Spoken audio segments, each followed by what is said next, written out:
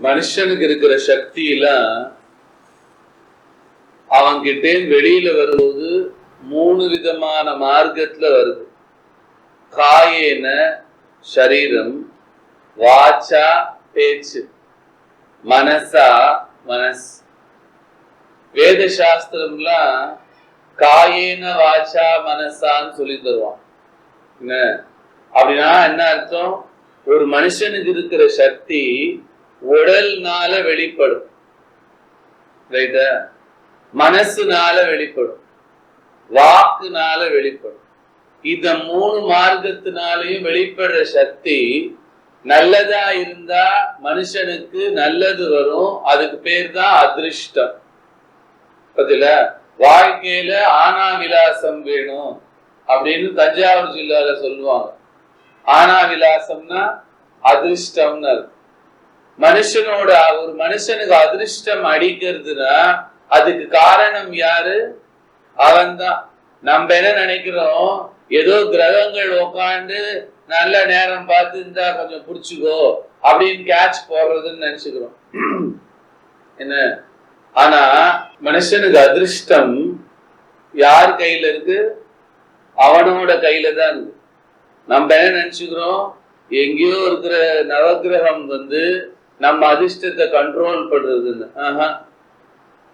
So மனுஷனுக்கு காயேன வாச்சா மனசா, புரியுறதாப்போ? இது மூலமா நடக்கிற நல்லது அதிர்ஷ்டம், இது மூலமா நடக்கிற வேண்டாததுதான் நம்ம சொல்லிக்கிற விதி, கர்மா, ஹெட் ரைட்டிங், இதெல்லாம் சொல்றோம். அதிர்ஷ்டத்துக்கு ஒரு வார்த்தை தான் சொல்லுவோம். ஆனா அதிர்ஷ்டம் இல்லாததுக்கு எவ்வளவு வார்த்தை வச்சிருக்கோம் பாருங்க. இது ரெண்டுமே எப்படின்னு கேட்டீங்கன்னா, உனக்குள்ள ஒரு சக்தி கொடுத்து அமைச்சிருக்கான் சுவாமி, ரைட்டா? எல்லாருக்கும் கொடுத்துருக்கான். அதை நீ எப்படி யூஸ் பண்றேங்கிறத பொறுத்து அதிர்ஷ்டமோ வேண்டாததோ அதிர்ஷ்டத்துக்கு ஆப்போசிட்டோ உன் லைஃப்ல உருவாகும். அப்ப காயேன வாச்சா மனசா, வெளியில ஒரு உடம்ப பார்த்தா அது மூலமா ஒருத்தனோட எதிர்காலம் அமைக்க முடியும்னு தெரியுதோ இல்ல? நாள் பூரா பேசிட்டே இருக்கான் மனுஷன். ஆனா பேசுற பேச்சு உனக்கு அதிர்ஷ்டமா மாறலாம், எதிர்ப்பா மாறலாம் தெரியுதோ இல்ல? மனசு இருக்கு, உங்க மனசு உனக்கு தான் இல்ல? நீங்களா சொன்னாலே ஒழிய உங்க வைஃப்க்கு தெரியுமோ இல்ல?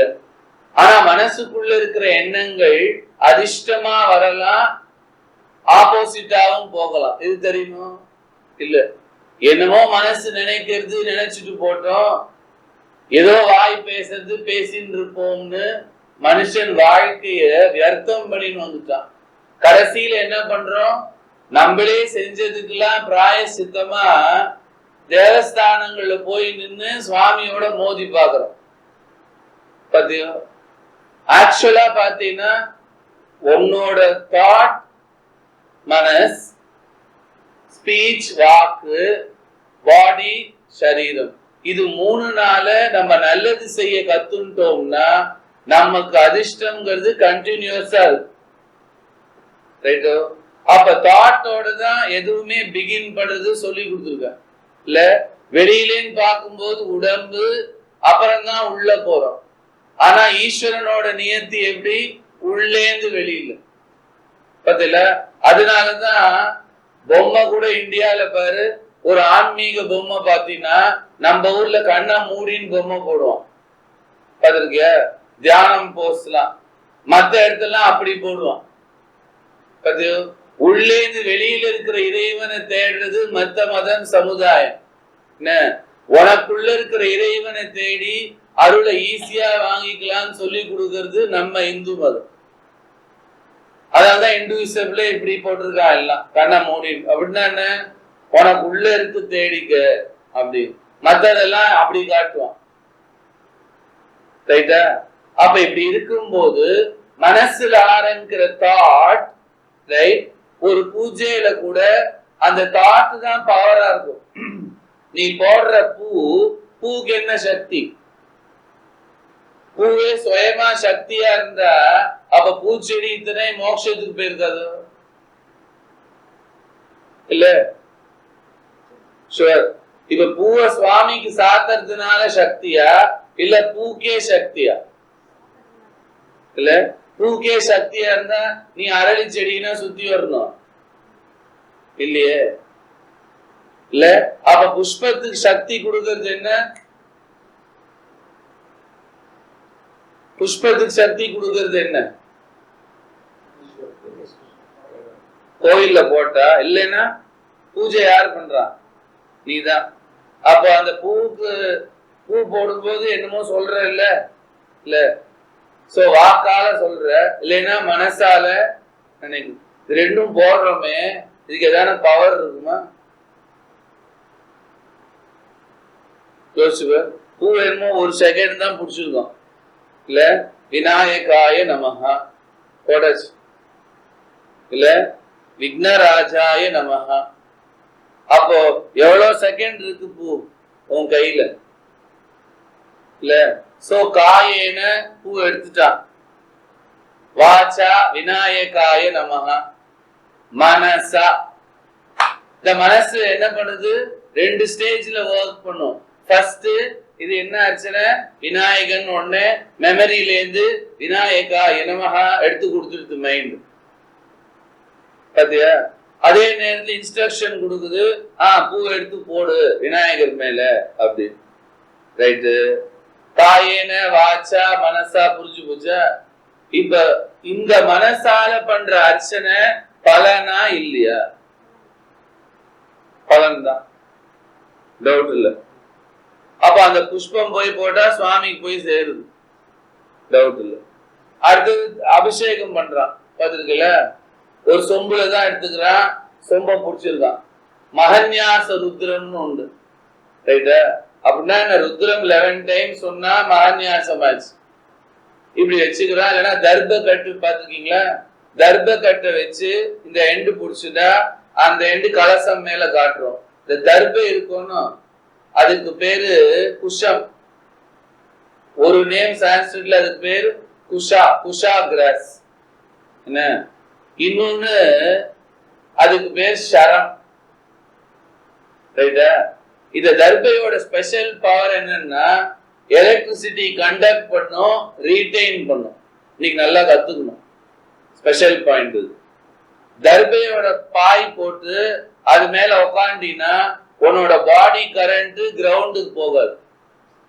என்ன? கிரவுண்ட் இருக்கணும் பூமி, அதுக்கு எப்பவுமே எலக்ட்ரிசிட்டியை இழுக்கிற பவர் உண்டு. அதனாலதான் 3 ஃபேஸ்ல 3rd ஃபேஸ் லைன்ல எப்பவுமே 3 பின்ல அர்த்னு ஒண்ணு வைப்பாங்க, பாத்திருக்கியா? அர்த்னா என்ன பண்ணும்? பூமி எப்பவுமே கரண்ட் சார்ஜ வாங்கும், ரைட்? அதனாலதான் ஆன்மீகத்துல எல்லாருக்குமே ஒரு ஆசனம் போட்டு கொடுத்தான், பாத்துருக்கீங்களா? பலகை ஏதோ எனக்கு கூட போட்டு கொடுக்கும். இந்த தர்பபாய் போட்டுட்டீங்கன்னா அது என்ன பண்ணும்? உன் பாடியில நீ ஜபம் பண்ணும் போது ஏற்படக்கூடிய வைப்ரேஷன்ஸ பூமி இழுக்காதபடி ப்ரொடெக்ட் பண்ணிக்கும் தர்ப. இது 1 பாயிண்ட். இன்னொன்னு, இந்த எண்ட்ல புடிச்சிட்டு ஜபம் பண்ணினா கலசம் மேல வச்சினா உன் பாடி வைப்ரேஷனை அழகா கலசத்துக்கு வாங்கி கொடுக்கும் தர்பை, ரைட்டா? இந்த குஷம் அப்படின்னு சொல்ற இந்த தர்ப கிராஸ் சூழ்ந்த வனத்துலதான் சண்முகன் வந்து இறங்கினான். அதனால அவன் இறங்கின வனத்துக்கு பேர் சரவணம், பாத்துருக்கீங்களா? சரவண பொய்கையில தான் சுவாமி வந்து ஃபர்ஸ்ட் இறங்கினான், ரைட்டா? இந்த பொய்கையோட ஸ்பெஷாலிட்டி என்ன? அந்த தீர்த்தத்தை சுத்தி சரம் ஃபுல்லா வனமா இருக்கு, தர்ப வனம். இந்த தர்பவனம் நடுவுல இருக்கிற தீர்த்தத்துல சுவாமி இறங்கினோன்னு அதுல என்ன சார்ஜ் ஆயிருக்கும்? அந்த வாட்டர் தண்ணி கண்டக்ட் பண்ணுமா பண்ணாதா? எலக்ட்ரிசிட்டிய பண்ணும். சுவாமி இறங்கினோன்னு அந்த தண்ணியில ஏற்பட்ட பவர்ஃபுல் வைப்ரேஷன் வெளியில போகாதபடி இந்த சரவணம் அப்படியே ரீடைன் பண்ணிடுச்சு, புரியுதோ? இந்த தர்ப கிராஸ் வந்து பை நேச்சரே ரொம்ப சுத்தம். அதனாலதான் அதை அப்படி போட்டு விடுறான், பவித்திரம்னு சொல்லு, பாத்துருக்கிய? பவித்திரம் தர்பை அப்படி போட்டுட்டீங்கன்னா சுத்தம்னு அர்த்தம். இயற்கையிலேயே அது ஆத்தங்கரையில கடந்தா கூட முளைச்சா கூட அதுக்கு ஒரு சக்தி இருக்கு. ரைட்டா? எங்க அந்த கர்ப்ப கிராஸ் போய் வச்சுக்கிறியோ அங்க ஒரு சுத்தம் அது உண்டாக்கி கொடுக்கும். கிளியரா? அப்போ அபிஷேகம் பண்றான், மகன்யாசம் அப்படி சொல்லி வைப்ரேஷன் ஏறி இருக்குமா? ஏறி இருக்கும். எடுத்து அபிஷேகம் பண்றான் சுவாமி. சுவாமிக்கு ஏற்கனவே வைப்ரேஷன் இருக்கா? இருக்கணும், இருக்கு. இந்த தீர்த்தம் ஊத்தின உடனே அது தீர்த்தம் ஃபுல்லா போறதோன்னு, அப்ப அந்த தீர்த்தம் வெளியில வந்தோன்னு அதுல என்ன இருக்கும்? வைப்ரேஷன் இருக்கும்.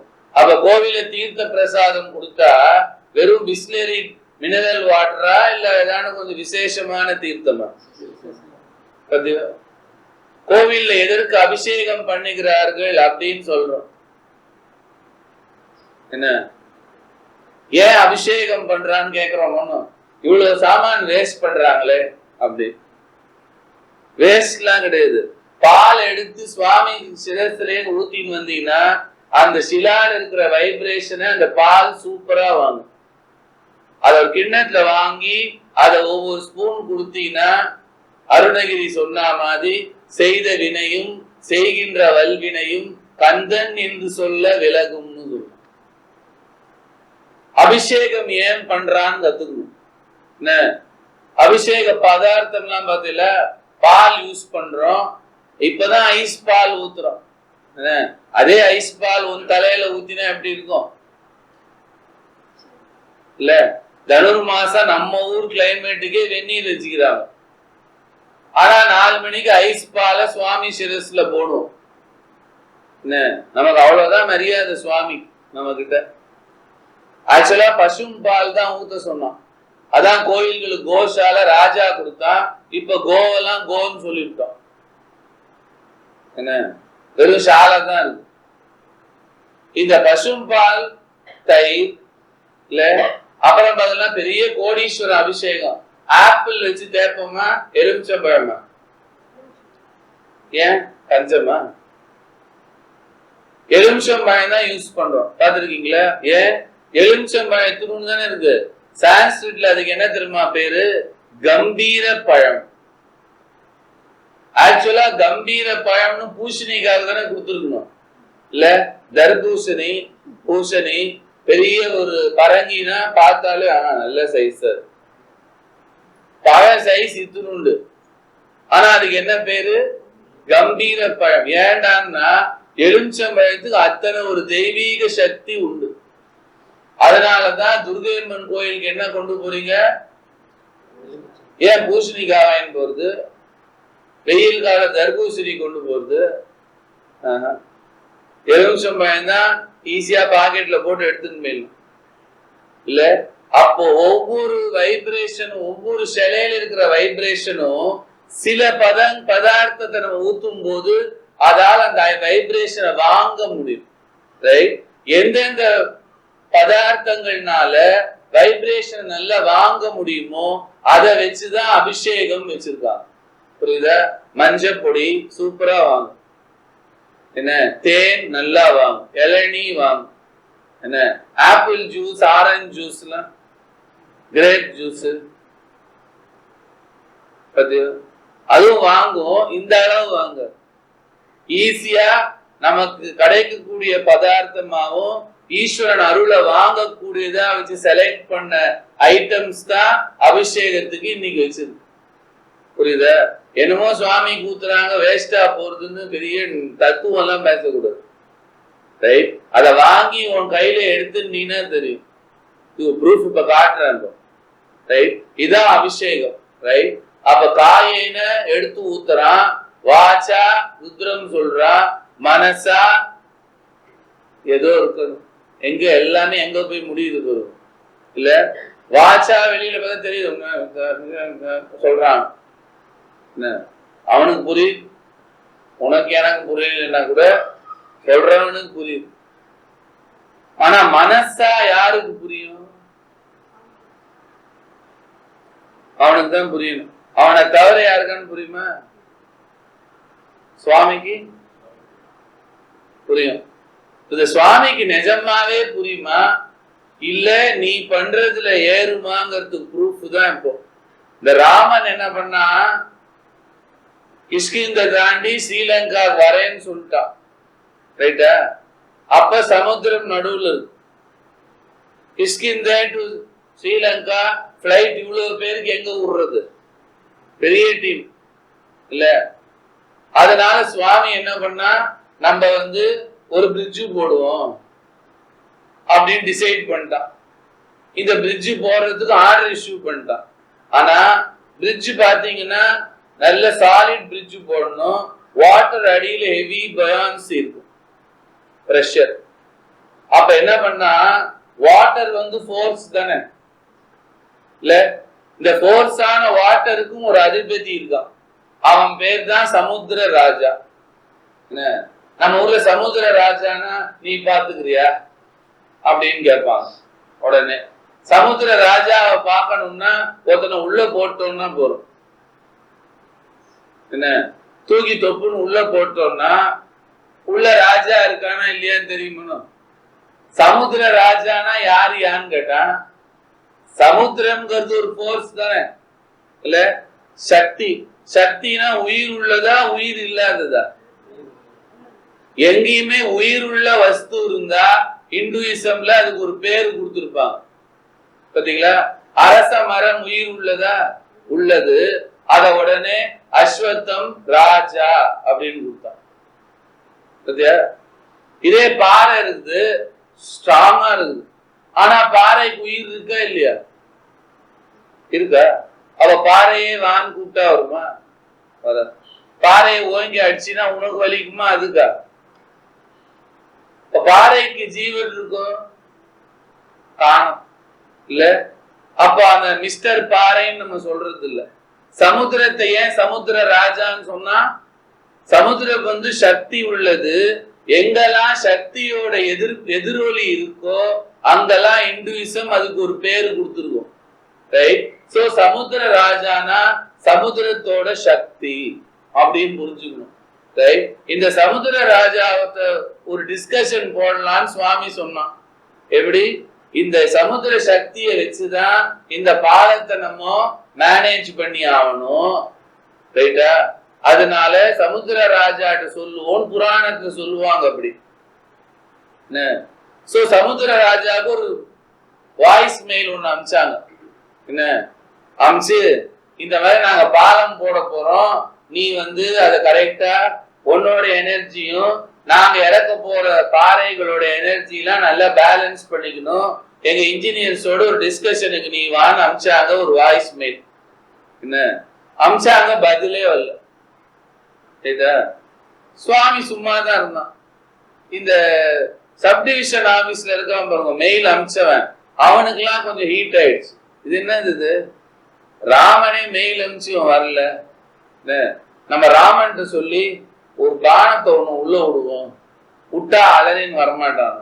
இங்க ராம பானம்னா என்ன தெரிஞ்சுக்கணும்? அதுவும் சக்தி. ரைட்டா? ராம பானமும் சக்தி, சமுத்திரமும் சக்தி. ஓகே, ராமபானம் பவர்ஃபுல் தான், டவுட் கிடையாது. எல்லாரும் போய் ரிக்வெசிஷன் சொன்னா, சுவாமி நீ ஒரு பானம் சும்மா விடு. சுவாமி சொன்னா அதெல்லாம் வேணாம், அவனே வருவான், சும்மா இருக்கட, நீ மேலாக அப்படி விடு, இல்ல விடுற மாதிரி பண்ணினா போறோம் அப்படின்னு வானம் சேனை ஃபுல்லா ஒரே தொல்லை. சரின்னு சுவாமி என்ன பண்ணா, அந்த அவனோட வில்ல எடுத்து தட்டி விட்டான். பொதுவா தட்டினாலே சில கிலோமீட்டர் கேட்குமா ராமன் வில்லு. அது ட்ரூ தான். போஃபர்ஸ் கன் சுத்துது வச்சுக்கோங்க, என்ன சுத்தி இருக்கிற இவ்வளவு கிலோமீட்டர் கேட்கும் சத்தம். போஃபர்ஸ் கன் தெரியுமா? ரொம்ப ஃபேமஸ் இந்தியால இல்ல. அந்த கண்ணை மாத்திரம் சுட்டா பக்கத்துல இருக்கலாம், சுடும் போது மூடிக்குவான், மூடிக்க மாட்டான், ஓடிக்குவான். அவ்வளவு நாய்ஸ் வரும் அதுல. ராமனோட வில்லு தட்டினா சில கிலோமீட்டர் போகும். போச்சு, ஆக்ஷனே இல்ல. அப்ப பார்த்தோம் ஆஞ்சநேயன், ராமன் வில்லு கூட ரெஸ்பான்ஸ் இல்லையே. அப்ப இவனை விட அவன் பவரா? ஏன் இவ்வளவு தைரியமா இருக்கும்? அப்ப அனுமன் சொன்னான் சுவாமிகிட்ட, இந்த பானத்தை சும்மா அப்படியே இந்த தீர்த்தத்து மேல கொஞ்சம் விட்டு காட்டேன் அப்படின்னு. சுவாமி சொன்னா என்ன ஏது இல்ல நீ எனக்காக சும்மா நீ உள்ளெல்லாம் அடிக்க வேணாம், மேலாக அப்படியே இந்த ஸ்கர்ட்டிங்ல சர்வ் பண்ணிட்டு போற மாதிரி காட்டு. சரின்னு சுவாமி என்ன பண்ணா இப்படி வச்சுக்காம இப்படி ஆங்கிள் பண்ணி விட்டான். அது அப்படியே அந்த வாட்டர் சர்ஃபேஸை டச் பண்ணிட்டே போச்சு. அதை டச் பண்றதுக்காக அனுமன் போய் நின்னுண்டா, நான் சொன்னவனதான் நீ ஷூட் பண்ணணும்னா. என்ன வானர் சேனைக்கெல்லாம் பயம் வந்தது. சுவாமி அடிக்க போறான், இவனும் பக்கத்துல போய் நேர்ல நிக்கிறானு. அனுமன் சொன்னா நான் நிக்கிறேன், நீ அப்படி கொஞ்சம் சர்வ் பண்ணி விடாது. இவன் அடிச்சான், அது வாட்டர்ல டச் ஆன உடனே உஸ் உஸ் உஸ்ன்னு சத்தம் வந்துச்சான். என்ன இந்த நாய்ஸ் வந்தவன அனுமன் சொன்னா, இப்ப தெரியுது ஏன் அவன் வந்து சமுத்திரம் அதோட சக்தி பரிமாணம் இவங்க இன்ஜினியர்ஸ் எல்லாம் கணக்கு போட்டதை விட கூட ஆயிடுச்சு. அப்படி புரிஞ்சுக்கணும். சண்டை போட்டதா புரிஞ்சுக்க கூடாது. சமுதிரத்தோட சக்தி கூடி போச்சு. என்ன அந்த சக்தி கூடினதுனால நம்ம லேசா போடுற மிரட்டலோ இந்த வில்லோட சக்தியோ சத்தமோ உள்ள போல. அதுக்கு என்னடா காரணம் அப்படின்னு சொல்லி இந்த அனுமன் என்ன பண்ணா, மேட்டர் டெம்பரரி ஸ்டேட் அப்படின்னு சொல்லி அவன் எடுத்துட்டான் மேட்டர். என்ன எடுத்துட்டு போய் விபீஷன் சொன்னா, சமுத்திர திடீர்னு பவரா இருக்கிற மாதிரி இருக்கு, என்ன மேட்டர் யாருக்கும் தெரியும். சமுத்திரம் பார்த்தா அப்படியே என்னடா காரணம் கேட்டீங்கன்னா, அயோத்தி இருக்கணும், அங்க ராஜ்யத்தை இப்ப டெம்பரரியா யார் பரிபாலனம் பண்றான்? பரதன். பரதன் தான் பண்றான். இல்ல இந்த பரதன் தினமும் என்ன பண்றான்? திரிகாலமும் அர்க்கியம் விடுறான். அர்க்கியம் தெரியுமா? தீர்த்தம். சுவாமி வாலி, ராவணன் வாலியும் கேட்டீங்களா? கிளாஸ் எல்லாரும் தூக்கம் வந்துருச்சு, நிறுத்திடுவோமா? என்ன இல்ல நான் கொஞ்சம் அப்படிப்பட்ட ஆளு, அட்டென்டிவா இருந்ததான் சொல்லுவேன். கூட்டத்துக்கு பாடம் சொல்லி சாமியா இருந்தாங்க கிடையாது. அது வேற எங்கேயான லெக்சர் கோவில்லாம் நடக்கும், சாஞ்சின்னு உட்காந்து ஜாலியா இங்க வரலன்னு ரொம்ப கவலைப்பட்டேன். அச்சா நாளைக்கு கேட்டை பூட்டிடுவோம் 7:30. பஞ்சாயத்து சார் வந்தோடனே கிளியருங்களா? இந்த திரிகாலம் டெய்லி இந்த பரதன் அறிக்கையும் விடுறான். ஏற்கனவே அறிக்கையும் விட்டதும் சொல்லி கொடுத்தேன். இந்த வாலி ஃபர்ஸ்ட் டே அறிக்கையும் விடும் போதுதான் ஆக்சுவலா ராவணன் போய் சேர்ந்தான் வாலி கிட்ட. என்ன போய் மாட்டினானே. பரதன் திரிகாலம் அறிக்கையும் விடுறான். எந்த தீர்த்தத்துல? சரையு நதி கரையில. அட்டென்டிவா கேட்டுக்கணும் நீங்க. சரையு நதி கரையில இவன் அறிக்கையும் விடுறான் திரிகாலமும். என்ன ஸ்மரணம் பண்ணி விடுறான்? அந்த மந்திரம் அவன் சொல்றான் பாரு, காயேன வாச்சா மனசா இந்திரியைர்வா புத்தி. என்ன இதனால நான் செஞ்ச எல்லாமே ராமனுக்கே அர்ப்பணம்னு சொல்லி அவன் வந்து அறிக்கையை விடுறான். சரையுல விட்ட தீர்த்தம் சரையு நதியிலே ஓடி போய் எங்க கலக்கிறது? சமுதிரத்துல கலக்கிறது. இது சரையுலேருந்து கடல்ல கலந்து கடல் ஃபுல்லா கொஞ்சம் கொஞ்சம் கொஞ்சமா ஏறி கடலுக்குள்ள என்ன ஏறி போச்சு? இப்போ ராமஸ்மரணத்தோட சக்தி ஏறி போச்சு.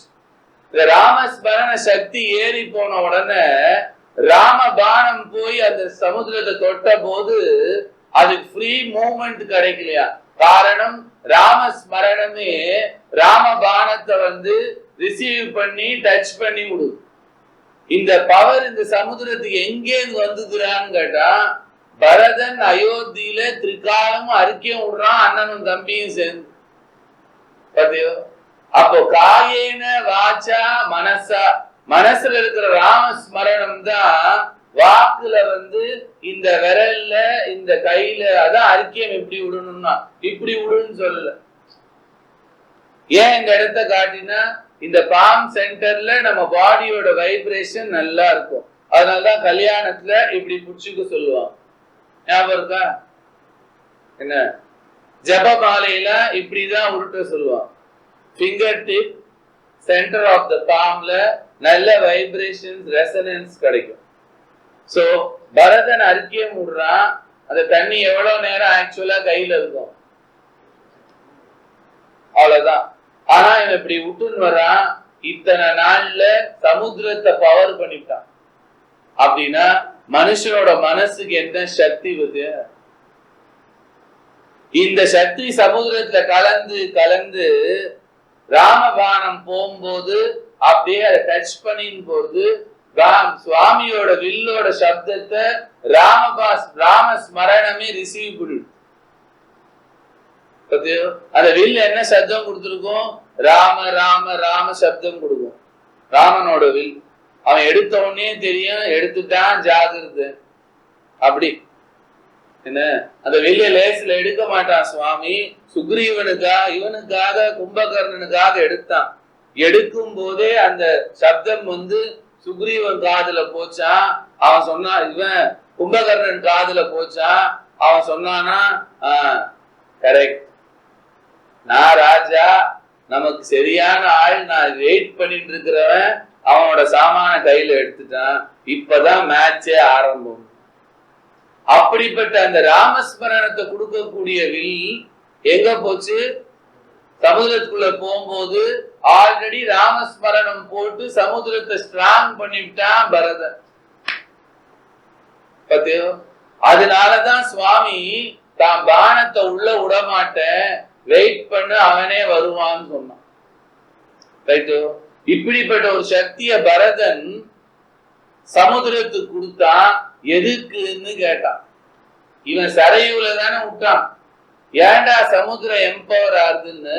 சுவாமி அயோத்தியில கிளம்பும் போது சரையூ நதிக்கரையில பரதனும் சத்ருகனும் ஸ்தானம் வச்சு நித்தியம் பூஜை பண்றதுக்கு அனுகிரகம் பண்ணிட்டு வந்தான்.